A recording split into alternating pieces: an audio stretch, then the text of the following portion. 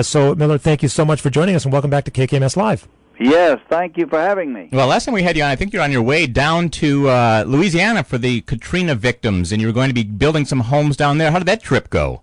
Well, that was very, very interesting. That was a project of my new organization, the Fuller Center for Housing, and we've been able to get up 24 houses in Shreveport. It's called our Building on Higher Ground. These are for the thousands of families that fled the Gulf Coast and for different reasons were not able to go back or didn't want to go back.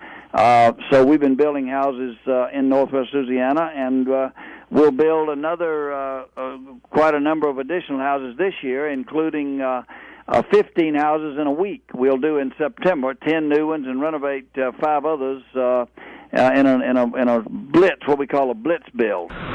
What inspired you to found Habitat for Humanity? I was raised in a Christian home, and since early childhood, I have wanted to do that which was pleasing to God. I was baptized and started to live a Christian life to the best of my ability.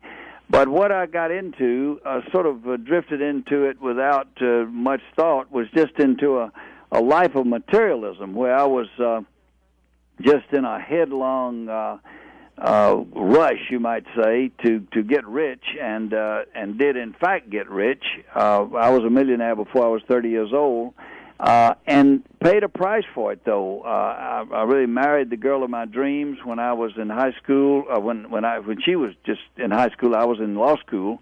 But married her and took her down to the capital city of Alabama, Montgomery, ensconced her in a beautiful house, had a Lincoln Continental to drive and maids and cabin on the lake and 2 speedboats and 20 riding horses and 1,000 acres of land and just everything from a material standpoint. But she didn't have a husband because I worked all the time. Yep.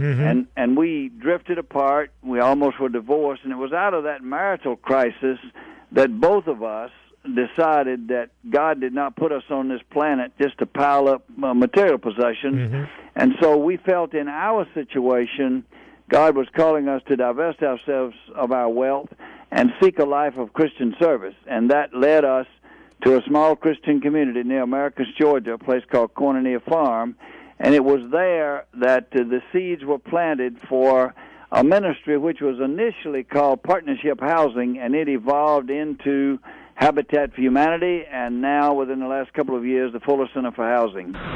Bearing fruit of what God has done for us. And so what Lee and I always do in the show is we try to bring attention to people. These are ministries. Here's where God's at work. Here, This might be something for you. A lot of them might not be, but this might be the thing that's going to rev your engine. And that's the thing, Millard. Listen how much enthusiasm that you have. And you're not exactly in your 30s anymore, right? And it's a little beyond 30. Exactly. But you still have a great deal of energy because you're excited, and you're doing things for the Lord. You're manifesting His love for others, and you're bringing others to Him through your work, and that's what gets you jazzed up, right? Absolutely. I haven't read anywhere in the Bible that says, "Take up the cross and follow me till you're 65 or 70, and then lay it down and take up a fishing pole and go to Florida." Right. Exactly.